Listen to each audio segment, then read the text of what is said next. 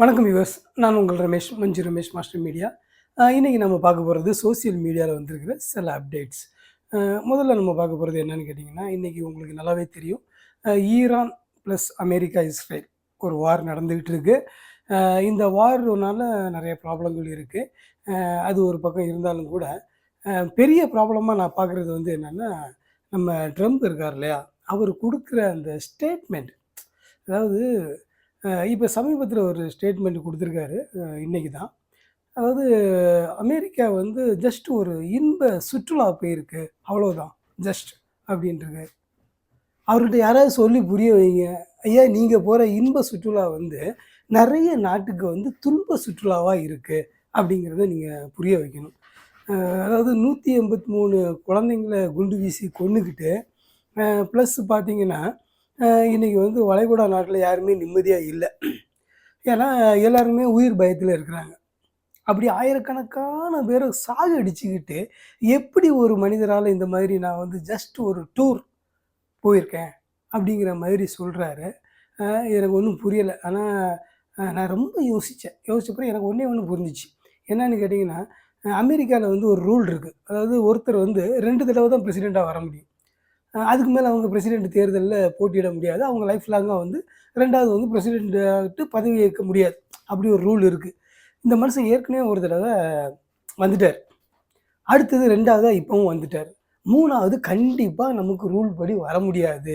அதனால் இருக்கும்போதே நம்ம என்னெல்லாம் உளறி கொட்ட முடியுமோ, நம்மளுடைய அபிலாசைகள், நம்மளுடைய தெனாவெட்டு, தில்லு, திமிரு எல்லாத்தையும் காட்டிடுவோம் அப்படின்னு நினச்சி காட்டுறாருன்னு நினைக்கிறேன். அப்புறம் உங்களுக்கு ஒரு சந்தேகம் இருக்கலாம், ஏப்பா நீ எந்த திமிர்லையே அவரை பற்றி இப்படி பேசுகிற அப்படின்னு. நம்ம தமிழ்நாட்டில் வந்து பொலிட்டிக்கல் லீடர்ஸ்லாம் அதுக்கு முன்னாடியே பயங்கரமாக குரல்லாம் கொடுத்துருக்காங்க. எல்லாம் அவங்கள பார்த்து வர்ற தைரியம்தான். ஓகேவா, ரைட்டு, ஓகே. ஆனால் ரொம்ப வருத்தமாக இருக்குது. அந்த மனுஷன்ட்ட யாராவது சொல்லுங்கள். சரி. அப்புறம் இன்னொரு விஷயம் என்னென்னு கேட்டிங்கன்னா, இதுவும் சேம் நம்ம அந்த வளைகுடா பிரச்சனையினால் வந்தது தான். என்னென்னு கேட்டிங்கன்னா, பெட்ரோல் தட்டுப்பாடு வந்துடும் அப்படின்னு சொல்லி எல்லோரும் பல்கில் போய் பார்த்தீங்கன்னா, நம்ம அந்த தண்ணி கேன் இருக்குல்ல, தண்ணி கேனில் அப்புறம் ஒருபடி மேலே போய் நான் ஆச்சரியமாயிட்டேன். என்னன்னு கேட்டிங்கன்னா, சிண்டெக்ஸ் டேங்கு அதுலலாம் பெட்ரோல் பிடிச்சிட்டு போகிறாங்க. நாம் ஆத்திர அவசரத்துக்கு இந்த 1 லிட்டர் பாட்டிலை கொண்டுட்டு போயிட்டு ஐயா பெட்ரோல் கொடுங்கன்னா, அப்போ தான் இவங்க வந்து பாதுகாப்பு லா எல்லாமே சொல்லுவாங்க. அதெல்லாம் தர முடியாது அப்படின்னு. இன்றைக்கி சிண்டெக்ஸ் டேங்கில் பெட்ரோல் கொடுத்துட்ருக்குறீங்க. கொஞ்சமாவது யோசிச்சு பண்ணுங்கய்யா. நல்லாவே தெரியுது, எவன் மிரட்டுவானோ அவனுக்கு நீங்கள் வந்து சிண்டெக்ஸ் டேங்கில் கொடுத்துருவீங்க. எவனாவது ஒருத்தன் வண்டி வழியில் நிற்கின்னு சொல்லிக்கிட்டு ஒரு லிட்டர் பாட்டிலில் பெட்ரோல் கேட்டால் அப்போ தான் நீங்கள் பாதுகாப்பு, சட்டம் ஒழுங்கு எல்லாத்தையும் சொல்லுவீங்க. Right, okay. இந்த போர்னால இந்த மாதிரி காமெடியெல்லாம் நடக்குது. சரி. அடுத்ததாக பார்த்தீங்கன்னா, இந்த விஷயம், இந்த சில நாட்டில் பார்த்தீங்கன்னா சட்டத்திட்டங்கள் வந்து ரொம்ப வித்தியாசமாக இருக்குது. அதில் முதல்ல பார்த்தீங்கன்னா சிங்கப்பூரில் வந்து ரோட்டில் வந்து சுவிங்கம் போட்டுட்டு துப்பக்கூடாதாம். என்னத்தை சொல்கிறது, அதாவது இந்தியா எவ்வளவோ மேலுங்க. இங்கே வந்து சுவிங்கம் போட்டு துப்பலாம், பான் பீடா போட்டு துப்பலாம், ஏன் வண்டியில் போகும்போது அடுத்தவனுக்கு மூஞ்சியில் கூட துப்பலாம். இப்படி இவ்வளவு சுதந்திரம் இருக்குது இந்தியாவில். நீங்கள் என்னென்னா நம்ம இந்திய திருநாட்டை குறை சொல்கிறீங்க, பிச்சு விடு. அடுத்ததை பார்த்தீங்கன்னா, நம்ம பிரிட்டனில் ஒரு வித்தியாசமான ஒரு சட்டம் வச்சுருக்காங்க. என்னன்னு கேட்டிங்கன்னா, அங்கே இருக்கக்கூடிய பாராளுமன்ற கிரீடம் இருக்குல்ல, அங்கே வந்து இறக்குறது வந்து சட்டப்படி ஏற்றுக்க மாட்டாங்களாம். அப்போ அங்கே வச்சு எவனுக்காவது எம்பிக்கு ஹார்ட் அட்டாக் வந்துச்சுன்னா வெளியில் போய் தான் சாகணுமோ. ஏன்னா அங்கே வச்சு செத்தான்னு வச்சிங்களேன், சட்டப்படி ஏற்றுக்க மாட்டாங்களாம். சரியாக இருக்குல்ல, பயங்கரமாக யோசிக்கிறாங்க ஐயா. அடுத்தது பார்த்திங்கன்னா, தாய்லாந்தில் வந்து உள்ளாடை அணியாமல் வெளியே வருவது சட்ட விரோதம். ஆமாம், இது எப்படி செக் பண்ணுவானுங்க உள்ளாடை அணிஞ்சிருக்காங்களா அணியலையான்னு? பிரதர், தாய்லாந்து பிரதர், இதெல்லாம் ரொம்ப ஓவருங்க. சரி. அடுத்தது வந்து கனடாவில் பார்த்திங்கன்னா காயின்ஸ் வந்து ஒரு அளவுக்கு மேலே காயின்ஸ் கொடுத்தா சட்டப்படி அதை அனுமதிக்க மாட்டாங்களாம். எங்கள் ஊரில் நாங்கள் காயின்ஸ் எல்லாம் மறந்தே போயிட்டோம். ஏன்னா ரூ. 1 ரூ. 2 ரூ. 5 எல்லாத்துக்குமே சாக்லேட் தான். அதனால் எங்களுக்கு இந்த காயின் தொந்தரவே கிடையாது. ஓகேவா? அடுத்தது பார்த்தீங்கன்னா வந்து ஆஸ்திரேலியா. இங்கே வந்து பார்த்தீங்கன்னா ஞாயிற்றுக்கிழமையில வந்து இந்த இளம் சிவப்பு, அதாவது என்ன சொல்கிறது, ரோஸ் கலர் ட்ரெஸ்ஸு வந்து வெளியில் போட்டு வரக்கூடாதாம். அப்படி அவங்களுக்கு என்ன பிரச்சனையும் தெரியலையே. ரைட், வித்தியாசமாக இருக்குது.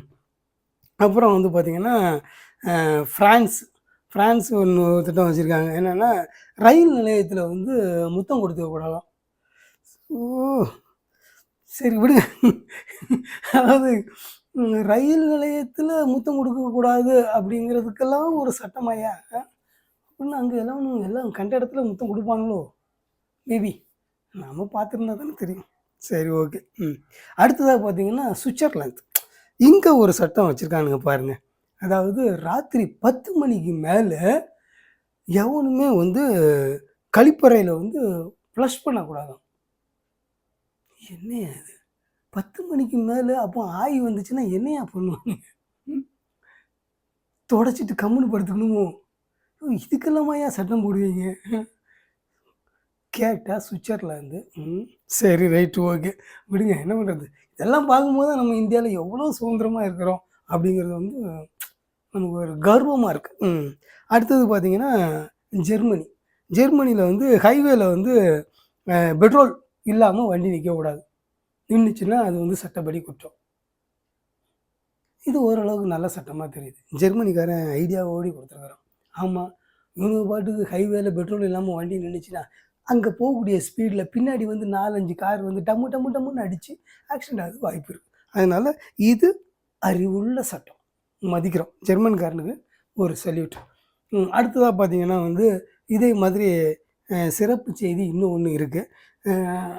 அதாவது உலகத்தில் 50 நாட்டில் அழகான பெண்கள் எந்த நாட்டில் இருக்கிறாங்க அப்படின்னு சொல்லி ஒரு சர்வே பண்ணியிருக்காங்க. அதனால் அதில் ஒரு வருத்தத்தக்க ஒரு விஷயம் என்னன்னு கேட்டிங்கன்னா, இந்தியாவுக்கு வந்து 18வது இடமா? அட பாவிகளா! அப்போ இவ்வளவு நாள் எங்களை ஏமாத்திருக்கீங்க. நாங்கள் வேறு நீங்கள்லாம் உலக அழகிங்கன்னு நினச்சிக்கிட்டு ட்ரவுஸ் விட்டுட்டு லாந்திருக்கோம். 18வது இடத்துல தான் நீங்கள் இருக்கிறீங்களா? Bloody seaters. ரைட்டு, ஓகே, வேறு வழி இல்லை. ஐயோ, தெரியாமல் உண்மையெல்லாம் பேசிட்டேங்க. சரி, ரைட்டு, ஓகே. நண்பர்களே, வியூவர்ஸ், இதனால் ஏதாவது சேதாரம் வந்தால் காப்பாற்றுங்கய்யா. காமெடிங்கிற பேரில் பேசியிருக்கேன். ரைட், ஓகே, நன்றி, தேங்க்யூ. இந்த சேனல் நியூஸ் உங்களுக்கு பிடிச்சிருந்தா என்னோடய சேனலில் சப்ஸ்கிரைப் பண்ணுங்கள், லைக் பண்ணுங்கள், ஷேர் பண்ணுங்கள், கமெண்ட் பண்ணுங்கள். பாய்.